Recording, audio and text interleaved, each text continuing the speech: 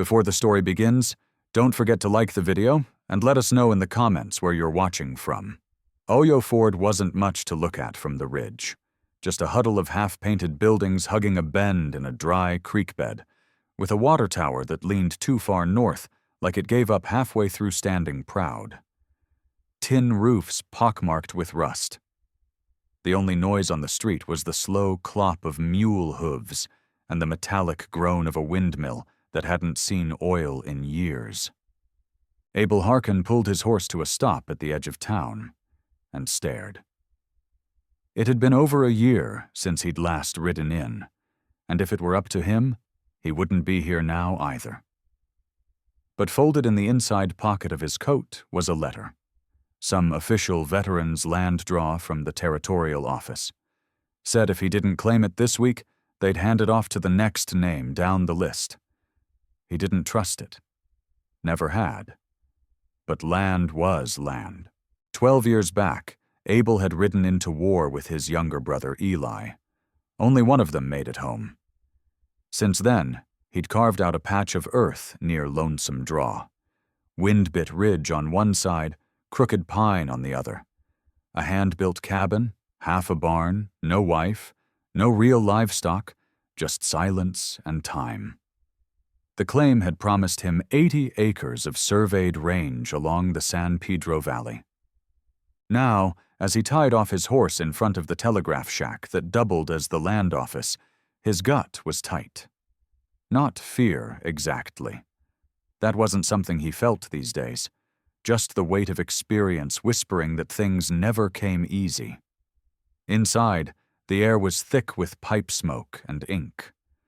A tall man in a cheap suit flipped through a ledger behind the desk. Two others leaned against the back wall in silence. A half-full jug of water sat near a crate of burlap, dust crusted around the rim. "You here for your draw?" the man asked, not looking up. "Abel Harkin," he replied. The clerk's finger scanned the page. "Cavalry veteran, 69 to 71, stationed out of Fort Bayard." Abel gave a quiet nod. "You're a lucky one," the man said, finally glancing up. "Final round, and your name hits. That's something." Abel didn't answer, didn't smile. The clerk circled around the desk and pointed to a paper on the table. "Here's the deed. Sort of." His hand paused, drifted back. Eyes flicked toward the two men near the wall, then back to Abel. "There's been a change." Abel's face didn't flinch, but something behind his ribs tightened. "What kind of change?" The man cleared his throat. "Reassessment. Land bonds got reshuffled. Your parcel was reassigned 2 weeks back. Dispute filed. But under Section 7 of the Lottery Exchange, we're authorized to offer a substitute award." He gestured behind him. The two men stepped aside, and a woman stepped forward. She didn't speak, didn't lower her eyes. Just stood there. Barefoot, wrists shackled in rusted iron that clinked with the weight shift. Long black hair fell over one shoulder, tangled with bits of dust and twine. Her deer-hide dress was ripped at the shoulder and hem, a bruise blooming along her collarbone. She wasn't soft, not fragile. She had the kind of lean strength forged by hunger, not comfort. Her eyes met Abel's and didn't look away. "Her name's Nita," the clerk said. 25. Apache. Captured in tribal fighting last fall. Processed and cleared. Fully legal under the Reparation Exchange Clause. The room went quiet. "She's yours." Abel didn't move. "I came here for land," he said. The man shrugged like it wasn't his doing. "This is what's left. Take it or walk away." Walk away. That would have been easy. He didn't ask for this. Didn't want it. But he'd seen what happened to women like her in holding camps, in back alleys behind saloons, tied to posts outside trail wagons. If he left her here, she'd be sold again. Or worse. He reached into his coat, pulled the folded letter, and dropped it onto the desk. "I'll take her," he said. Flat. No anger. No show. The chain was handed over like a ledger pen. She didn't flinch, just looked at him with eyes that weren't quite afraid, but not trusting either. They left in silence. Nita sat behind him on the saddle, arms looped around her waist, not holding him, just steadying herself. Abel didn't glance back, didn't speak. Hell, he wasn't even sure what he'd just done. He kept catching glimpses of her hands, red with scabs, fingers slowly flexing like they were still learning how to be free. Her breath pressed against his spine in the rhythm of the horse's gait. They crossed the flats at dusk. The red soil flared under the sunset, but neither of them noticed. By the time they reached the clearing at Lonesome Draw, the world had turned black. The cabin squatted low against the hillside. One room, slanted tin roof patched with pine tar, wood stove tucked in the corner. The barn leaned like it had given up. A water barrel, 2 crates, a cold fire ring, and a useless fence were all that greeted them. Abel dismounted, turned to her. "You can stay." No answer. He stepped up, unlatched the chain, and let it fall to the porch. Opened the cabin door. She hesitated, just once, then stepped inside. The room was bare. 2 cots, 1 table, tin cups on a shelf, an old coat hung by the door. "This one's yours," he said, nodding to the unused cot. "You're not a prisoner. You can leave if you want." She sat down slowly, knees stiff from the ride. He handed her a blanket, poured water into a tin bowl. "Food's cold. Sack's got beans." Still nothing. She began unwrapping the cloth around her wrists. Quiet, steady, not asking permission. Abel didn't watch. He lit the stove. Sat. An hour passed. No words, no movement. She didn't run, and he didn't send her away, and in the hush that lingered between them, something unfamiliar began to take root. It wasn't trust, not yet, but it was the start of something close. The cold settled heavy inside the cabin like breath held too long. Faint winter light filtered through the slats of the narrow window, casting pale streaks across the wooden floor. Outside, not even the pine needles stirred. No birds, no breeze, just stillness. Abel Harkin sat at the edge of his cot, boots half-laced, eyes locked on the dead stove. The coals had gone cold long before dawn. His breath puffed visibly in the air. He wasn't used to company. Not even a second fire had burned in that room for over a year. Across from him, Nita lay still on the opposite cot, curled tight beneath the blanket he'd given her. Her hair had slipped loose during the night, strands falling across her cheek and the pillow. Her moccasins sat neatly beside her bed. She hadn't touched the food he'd left out. Abel didn't move, just watched her breathe. He'd half expected to wake alone, maybe missing a knife or coat. He wouldn't have chased her, wouldn't have blamed her. But she hadn't gone anywhere. Now she stirred. Her eyes blinked open, slow, unafraid, meeting his without flinching. He stood. "I'll check the traps," he said, his voice scratchy with sleep and disuse. "Won't be long." She didn't respond, but her gaze held steady. Abel shrugged on his coat, slung his rifle across his shoulder, and stepped outside into the bitter morning. Frost dusted the grass along the creek. The air was sharp, biting through layers. He moved slow, checking each snare along the fence line. 2 were empty. 1 held a jackrabbit, enough for breakfast. He reset the traps, rinsed his hands in the creek, then looked back toward the cabin.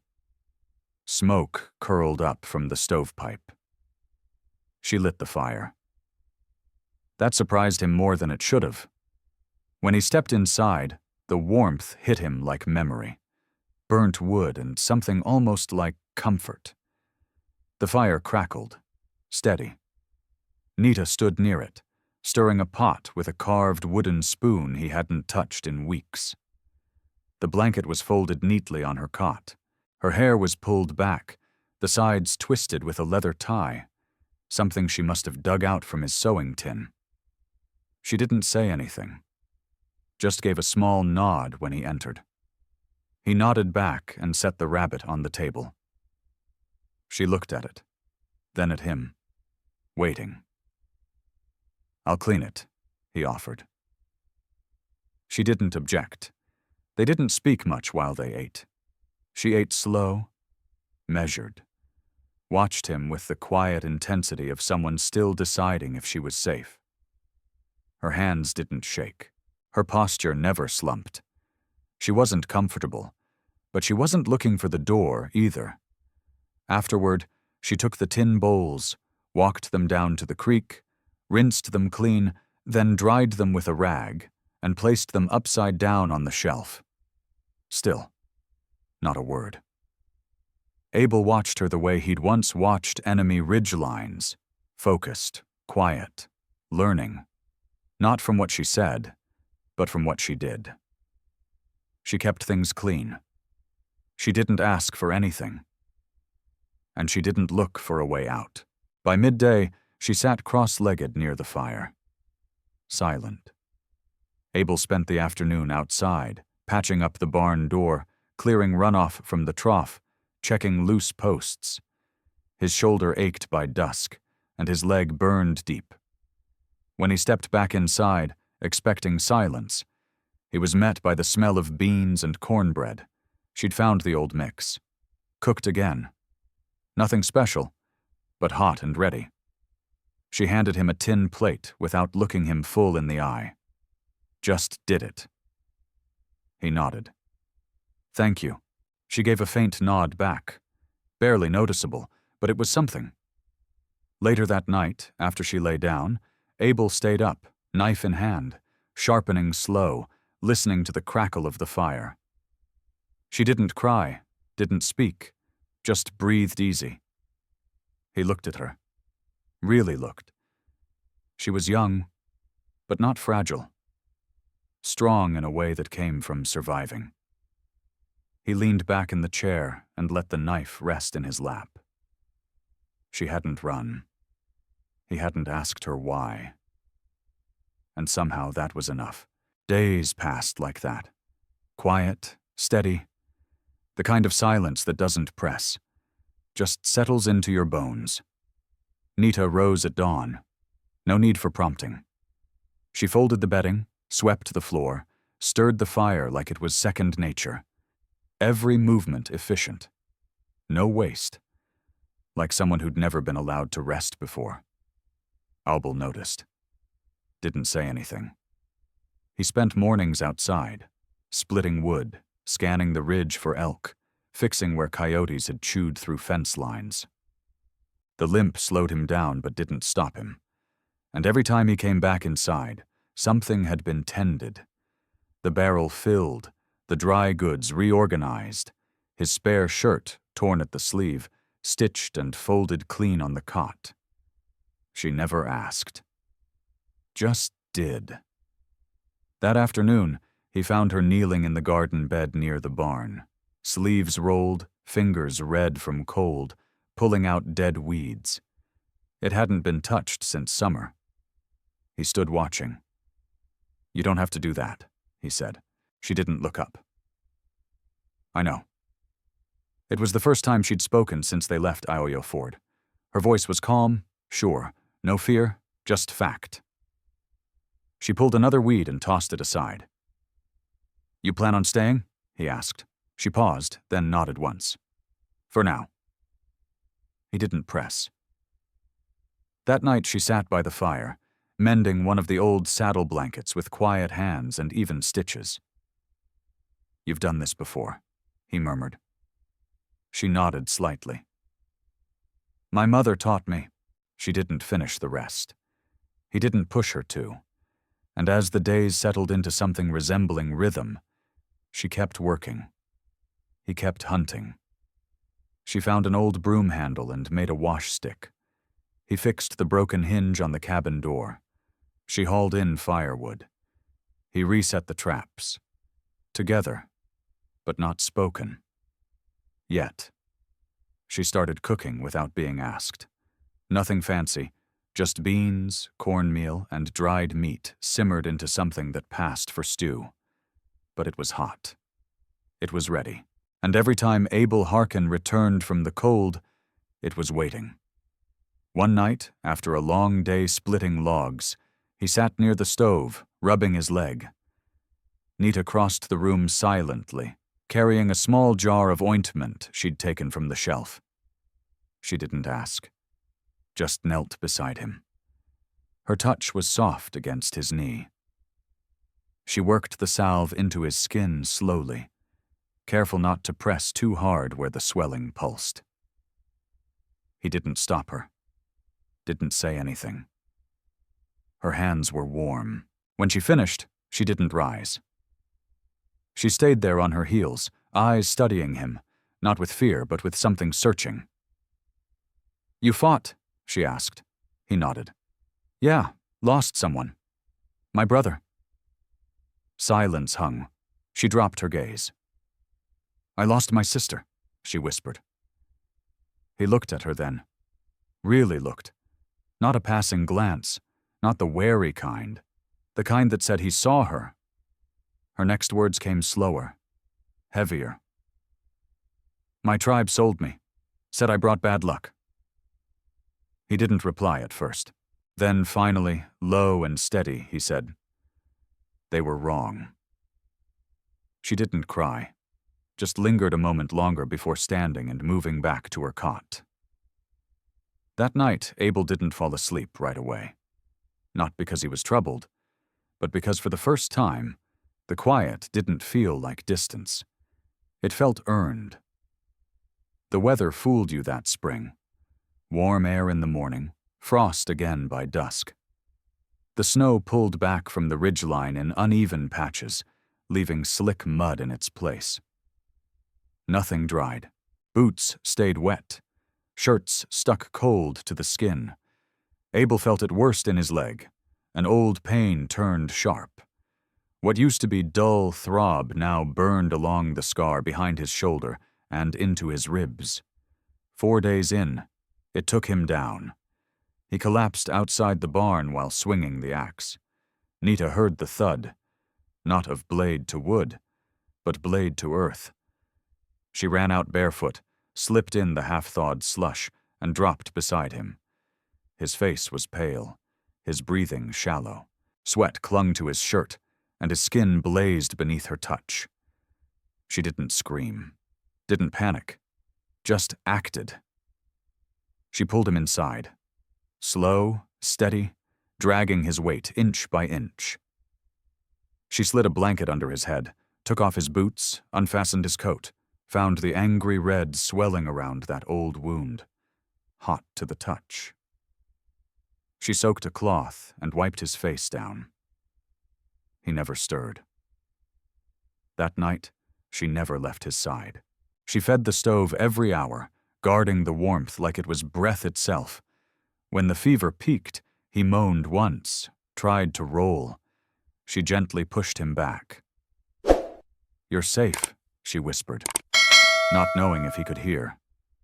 She hadn't touched a man since the day they first chained her. But now her hands moved not with fear, but care. She unbuttoned his shirt, cooled his skin, tucked the blankets firm. Stayed close. He sweated through the bedding. She wiped him down again and again. No hurry, no retreat. By dawn, the fever broke. He stirred as light touched the windows. She sat on the floor near the fire, knees drawn up, a tin cup in both hands. She hadn't slept. He blinked. His voice came out broken. "You stayed?" She nodded. "You needed someone." He coughed. "Always do," he said, trying to joke, but the words came weak. She didn't smile, just came to him again, placed a hand on his forehead. "Cooler now. Drink." She helped him sit, held the water steady. He drank in slow sips, then leaned back with a sigh. "You could have left," he said, watching her. "I didn't want to." That hung between them, solid and still. She stood, stirred the stew she'd kept warm through the night, poured a bowl, and brought it to him. He took it without a word. It wasn't just food. It was something more. Later, when he could walk, he stepped outside to feel the sun. She followed, staying close in case he staggered. He looked at the cabin, the barn, the half-fallen fence. Then he looked at her. "You can stay as long as you want." She didn't answer with words. She nodded once, turned, and walked back inside. And for the first time since Eli died, Abel knew. He didn't want to be alone anymore.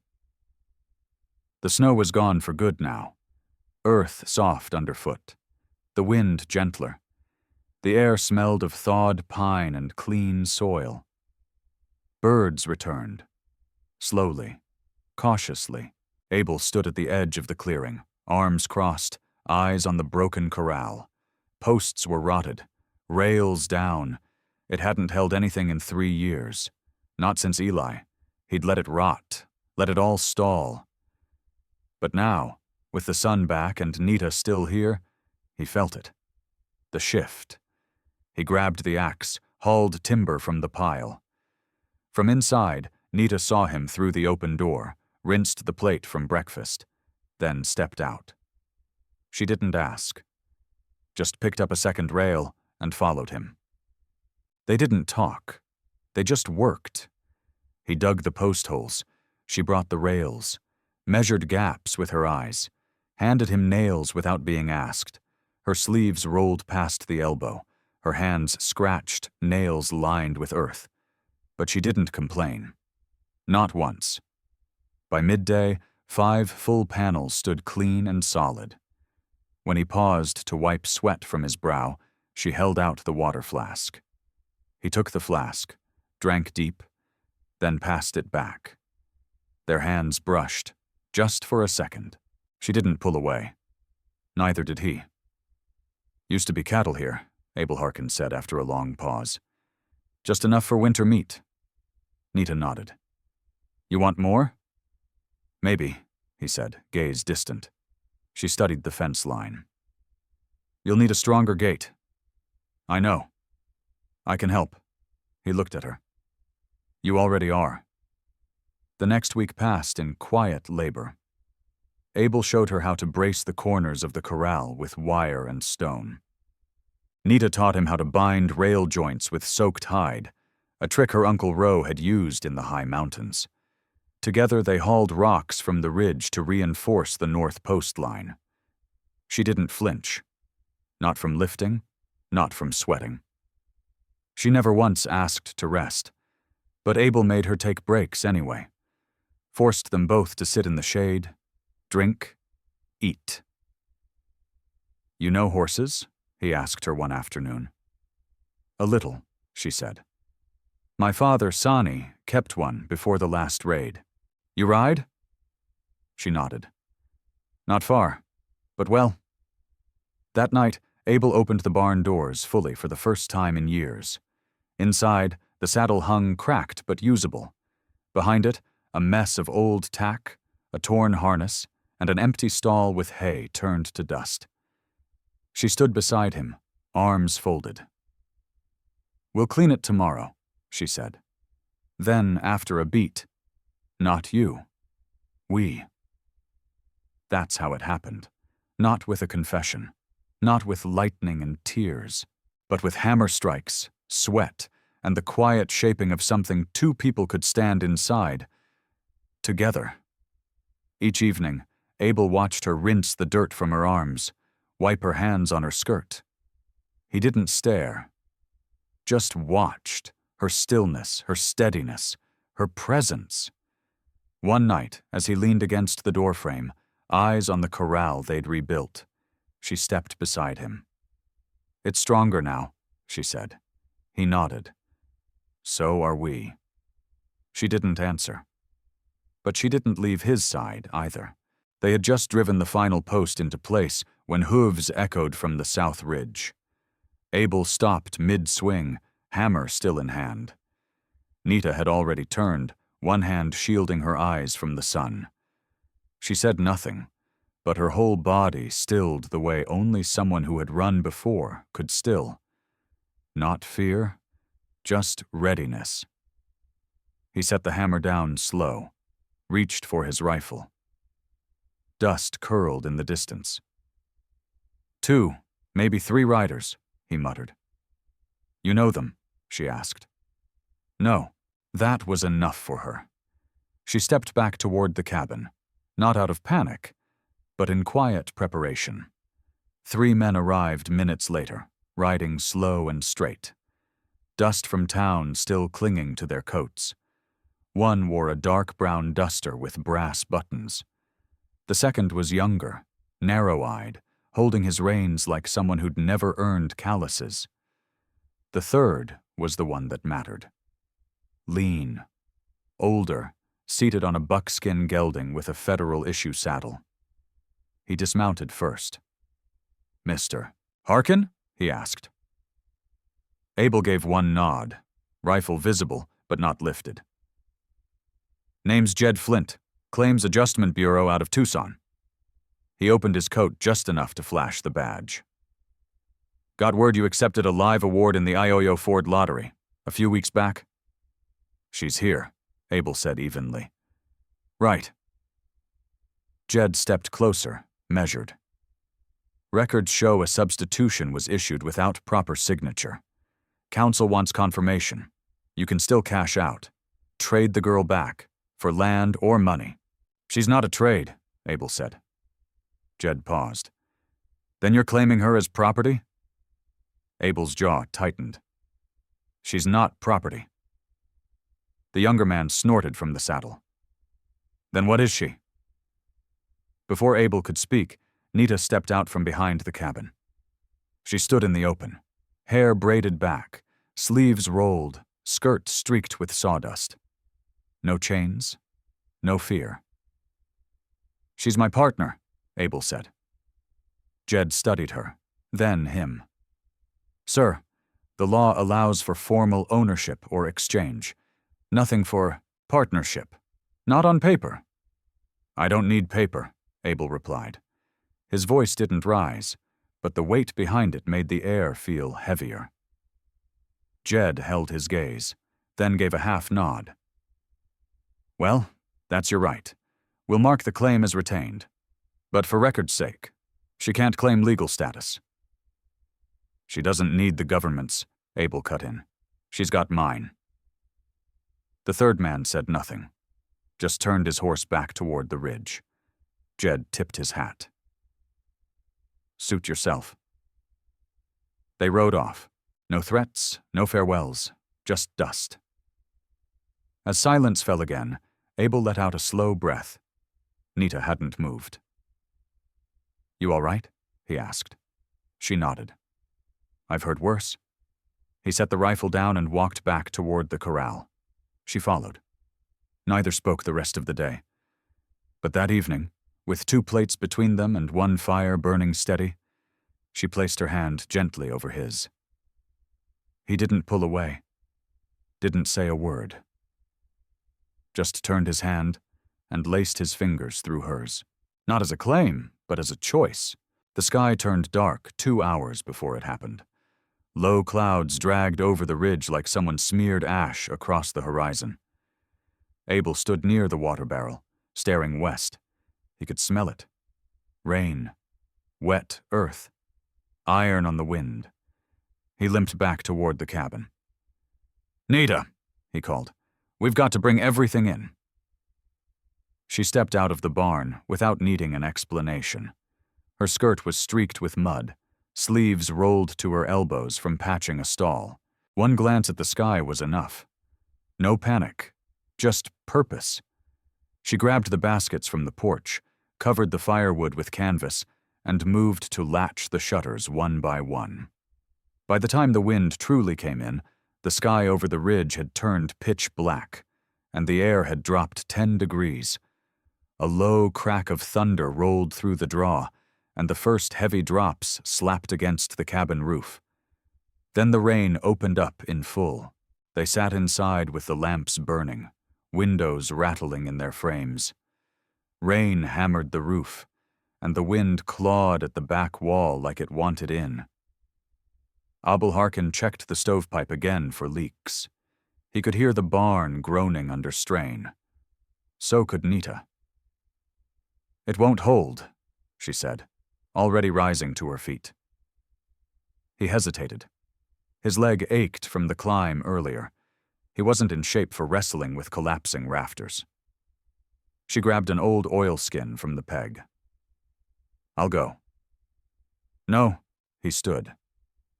"You're not going out there alone." They ran across the yard in a full downpour, boots sinking deep into the mud. The wind howled like something alive, and when they reached the barn, the back panel was already bowed inward. Nita didn't pause. She scrambled up the side stall, grabbing the loose slat, holding it tight while Abel wedged a board beneath it. His hammer slipped once, clanging hard into the mud. He cursed low, leaned harder into the brace. She held steady, mud streaking her arms, dress soaked clean through. Together they locked the frame into place. Then they stood there in the dark, side by side, soaked to the bone, chest heaving. And Nita laughed. Just once, a short, sharp breath of tired joy. "You all right?" Abel asked, swiping water from his face. She nodded. "We didn't die." Back inside, they peeled off wet clothes in silence. He handed her a clean shirt from the bottom of the trunk. Eli's old one. She didn't ask, just put it on and sat near the fire while he stirred the coals back to life. The rain still pounded, but the room warmed again. They ate late, just beans, quick-heated. Neither had the strength for more. She sat afterward with knees tucked close, staring at the stove. "You didn't have to come out," she said. "I'm not letting you hold a roof alone." She turned to him. "You didn't have to take me in either." He met her eyes. "You weren't something I took. You stayed." She was quiet for a long time. Then, softly, "I stayed because you didn't treat me like I was nothing." He didn't speak. But when she leaned in, resting her head against his shoulder, he didn't move away. The fire popped once. Outside, the storm began to break. Morning brought a calm sky. The barn still stood. No leaks in the roof. The ground was soaked but sound. They stepped outside together. For the first time, they saw it. Not just the cabin, the fence, or the crooked barn, but something new taking shape, not survival. A home. The letter came 2 days later, folded with no return mark. Tacked to the town board by some official from Tucson. A neighbor 5 miles down brought it up, said it had Abel's name and the territorial seal. Abel read it at the table, jaw clenched. "They're calling you unclaimed property," he said. Nita looked up from the basin, hands wet from washing. "What does that mean?" "It means they're coming again." 2 days later, 4 men rode up the ridge. They didn't wear federal badges, just brass stars on dusty vests. Town men. Hired muscle, not lawmen. The leader, a thick-shouldered man with a tobacco stain on his chin, didn't bother dismounting. He sat easy in the saddle, boots loose in the stirrups.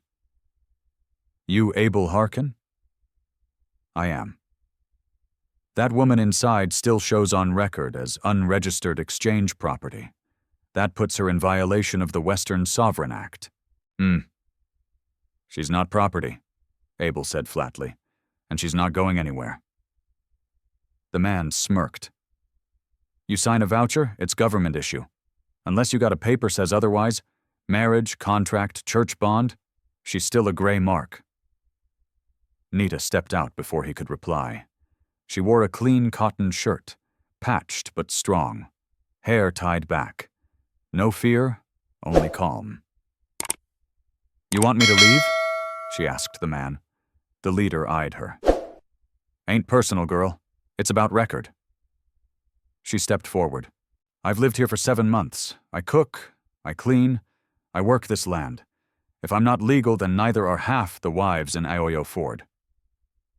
The men chuckled behind the leader, until Abel stepped forward. "She's under my roof, she's free, and if anyone thinks they're going to take her, they'll have to come inside to try." The words landed hard. One of the younger riders shifted uneasily. "We really doing this?" The leader grunted. "We'll take it to the judge." "Do that," Abel said, "but you won't take her today." A long silence. Then the man spit into the dirt and turned his horse. "Next time you better have papers." Abel didn't respond, just stood and watched them ride off, dust trailing behind. Nita stayed still until they were out of sight. Then she looked at him. "You really would have stood in front of them." "I still will," he said without blinking. She nodded slowly, then stepped close. Close enough the tension in her shoulders finally faded. That night, she pulled her old threadbare blanket from her cot and laid it across the foot of his bed. She didn't ask. He didn't stop her. She slept there that night, separate but beside him. No words, no need. And in the dark, when the soft rain came again on the tin roof, she reached for his hand. This time, he held it back. Tighter. The ridge turned gold. Dry grass swayed in a western wind, bringing the scent of pine and the promise of frost. The air had cooled. Morning came with smoke curling from the chimney in steady ribbons. Days shortened, but neither of them minded. They had a rhythm now, one no one told them to follow, one they didn't need to explain. Abel Harkin no longer limped so badly.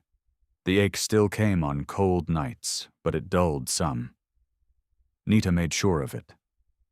Each evening, she pressed a hot stone wrapped in cloth to his leg, easing the stiffness. When he winced, she said nothing, just stayed close. She cooked more now, learned to make bread from a sack of flour he'd long forgotten. Scrubbed the stove clean until it no longer smelled like rust. He replaced the broken window latch, the one that always made her flinch when the wind blew sharp. No one told them to fix these things. They just did. Together. One morning, they built a bench, 2 planks across a pair of stones beneath the pine near the trough. He cut the wood. She sanded the edges with a scrap of hide. When it was done, they sat quietly, each with a tin cup in hand, as the sun rose. "You miss anything?" she asked, eyes on the distant ridge. He thought on it. "Noise, maybe. A town now and then." Then he looked at her. "You?" She nodded. "My sister. My language. But not the ones who sold me." He didn't push. She didn't say more. By mid-September, the corral stood finished, fully enclosed. No livestock yet, but that didn't seem to matter. They sat on the rail one evening, dirt-streaked, silent. She turned to him. "You're still waiting." "For what?" "For someone to take me." He didn't lie. "I think about it." "I did too," she said, "but not anymore." She reached out, laid her hand against his cheek. Calloused now, wrists healed, back straight. He leaned into her touch slowly, like something earned. Their first kiss was quiet, not desperate, not claimed, just sure. "I already set the ladder out by the woodpile," she murmured. He smiled. "Course you did." Just before noon, 2 men came. Not riders, wagon men, clean coats, shaved faces. Not bounty hunters, Not law, just men with papers. The taller one stepped down, holding a folded document. Mr. Harkin, you didn't respond to the summons.